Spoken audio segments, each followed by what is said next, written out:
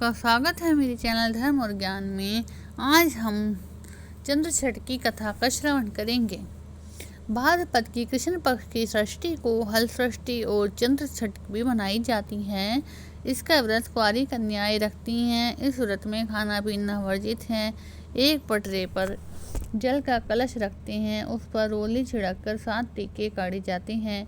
एक गिलास में गेहूँ रखे जाते हैं, ऊपर से इच्छा अनुसार रुपये रखे जाते हैं। हाथ में गेहूँ के 7 दाने लेकर कहानी सुनते हैं। इसके पश्चात चंद्रमा को अर्घ्य देते हैं। गेहूँ तथा रुपयों को ब्राह्मण को देते हैं। चंद्रमा को अर्घ्य देते के पश्चात लड़कियां व्रत का पारण करती हैं। किसी नगर में एक सेठ सेठानी रहते थे।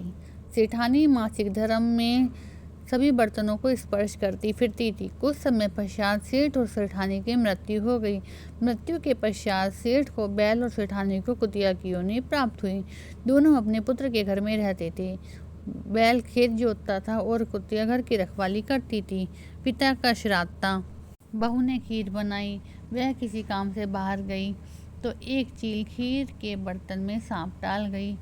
बहू को इस बात का पता नहीं चला, पर कुतिया यह सब देख रही थी। उसे पता था कि खीर में चील सांप गिरा गई है। कुतिया ने सोचा कि इस खीर को खाने से ब्राह्मण मर जाएंगे। अतः कुतिया ने खीर के भगोने में मुंह डाल दिया। गुस्से में भरकर बहू ने कुतिया को जलती लकड़ी से मारा, जिससे उसकी रीढ़ की हड्डी टूट गई। बहू ने वह खीर फेंक दी और दूसरी खीर बनाई। यह सब ब्राह्मण भोजन करके चले गए, परंतु बहू ने कुतिया को झूठन तक ना दी। रात होने पर कुतिया और बैल बातें कर रहे थे। कुतिया बोली, आज तो तुम्हारा श्राद्ध था, तुमने तो खूब मज़े से खाया पिया होगा। मुझे तो आज कुछ भी खाने को नहीं मिला, उल्टे मेरी पिटाई हो गई। उसने उपरोक्त खीर और सांप वाली बात भी बैल को बता दी। बैल बोला, आज तो मैं भी भूखा हूँ, कुछ खाने को नहीं मिला। आज तो और दिनों की अपेक्षा काम भी अधिक करना पड़ा। बेटा और बहू कुतिया और बैल का वार्तालाप सुन रहे थे।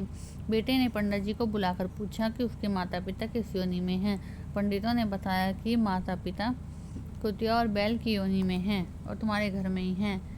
लड़का सारा रहस्य जान गया। उसने अपने माता पिता को पेट भर के भोजन कराया, मतलब बैल और कुत्ते जो घर में थे उन्हें पेट भर के भोजन कराया। पंडितों ने उनकी वर्तमान योनि से छूटने का उपाय बताया। पंडितों ने परामर्श दिया कि भाद्रपद के कृष्ण पक्ष की षष्ठी को जब कुंवारी कन्याएं चंद्रमा को अर्घ्य देने लगें तो ये दोनों प्राणी अर्घ्य के नीचे खड़े हो जाएं, इससे योनि से छूट जाएंगे। तुम्हारी मृत्यु काल में सब बर्तन छूती थी, इसी दोष से इसे कुतिया की योनि प्राप्त हुई है। आने वाली चंद्र षष्ठी पर लड़के ने उपयुक्त बातों का पालन किया, जिसके पश्चात माता पिता को कुतिया और बैल की योनि से छुटकारा मिल गया। इसमें हर हर महादेव लिखना ना भूलें।